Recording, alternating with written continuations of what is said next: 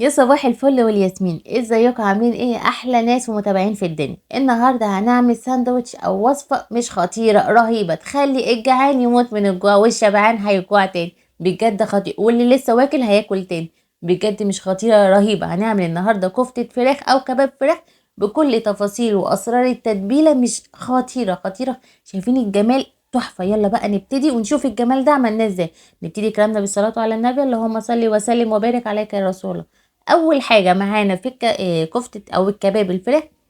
التتبيله بتاعتنا معانا فلفل الوان، انا عامله حوالي فرخه وصدر كامل اللي هو الجزئين كامل.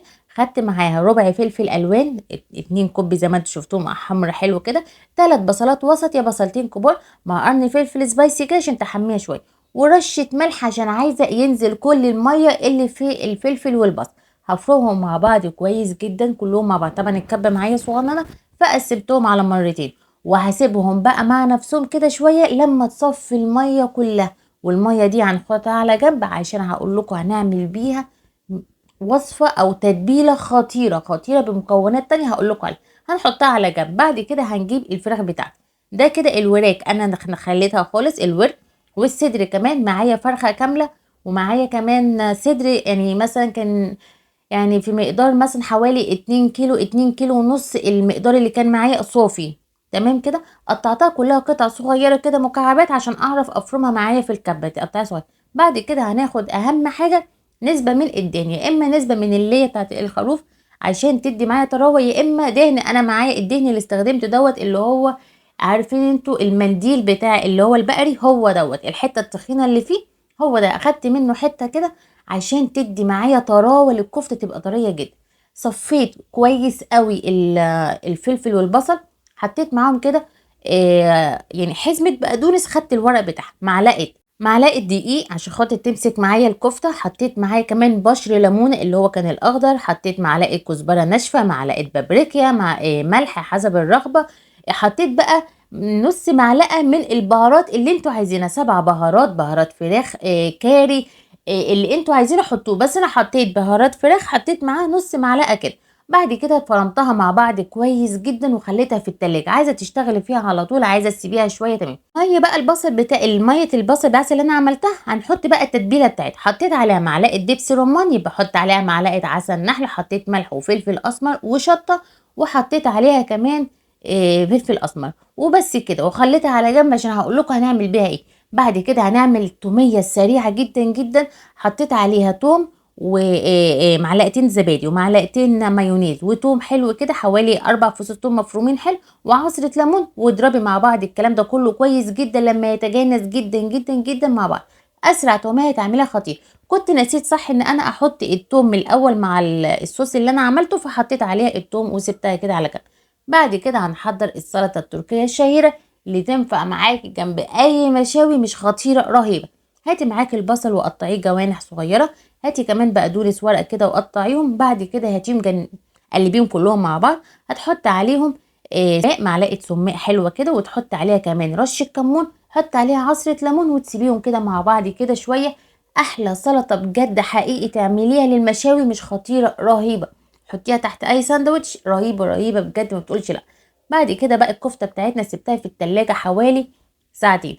فاكرين الميه اللي انا عملتها بقى اللي انا عملتها دي؟ ممكن انت تصبعي بايدك كده بالميه وهتصبعي، بس انا بقى مختلفه تماما. قلبت يعني نص الميه اللي كانت معايا قسمتها نصين. نص اخدت عشان هقول لكم هنعمل بيه ايه، والنص التاني هنصبع بيه.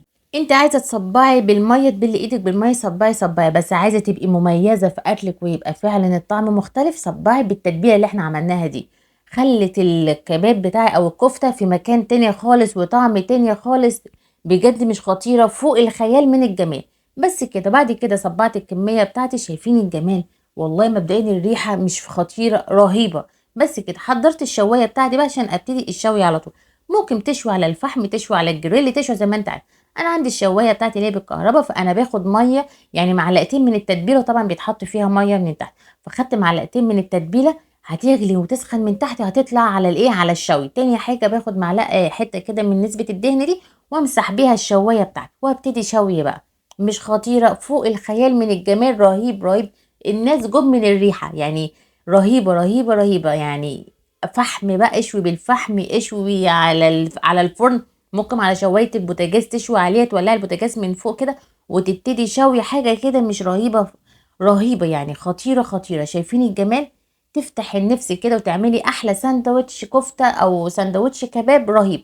بعد كده بقى هاتي بقى طبق السلطه بتاعتك اللي احنا عملناها، طبق البصل، وابتدي نزلي بقى الكفته بتاعتك عليها كده لحد ما تخلصي كميه الكفته بتاعتك اللي معاكي كلها. رهيبه يا جماعه، رهيبه بجد، والريحه خطيره. لو شميتوا الريحه اساسا تشبع كده او تجوع من كتر الريحه وجمالها.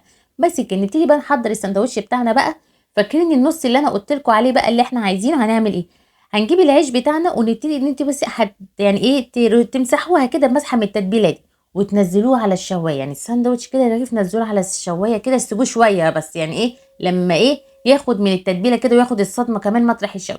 حطي البصل بتاعك، حطي جرجير بقى وبقدونس، حطي اللي انت عايزاه. هاتي بقى صوابع الكباب بتاعتك الجميله ديت حطيها عليها، حطي كمان عليها مايونيز، ولو عايزه تحطي سلطه الطحينه زي ما انت عايزه. بس كل واحد على حسب بقى ما يحب بقى يفنن ويشكل. يعني ايه ملوك الاكل بقى هم ايه يظبطوا الكلام ده زي ما هو عايز بقى. ولف الساندوتش بتاعك وبألف هنا وصحة. كباب وكفتة فراخ من الآخر، طراوة وطعم وتتبيلة خطيرة، رهيبة رهيبة. لو جربت الوصفة ابعتي لنا صورك بتاعتك في التعليقات، واعمل لنا منشن لكل واحد جعان ونفسي ياكل كفتة أو كباب. بجد مش خطيرة، رهيبة. تنسيش تعملي لايك وتسيبي لنا رأيك في الكومنتات، واستنونا في وصفة أقوى وأكل أطعم من قلب مطبخ لمة العيلة. يا أحلى متابعين في الدنيا دي كلها. سلام عليكم ورحمة الله وبركاته يا ملوك الأكل.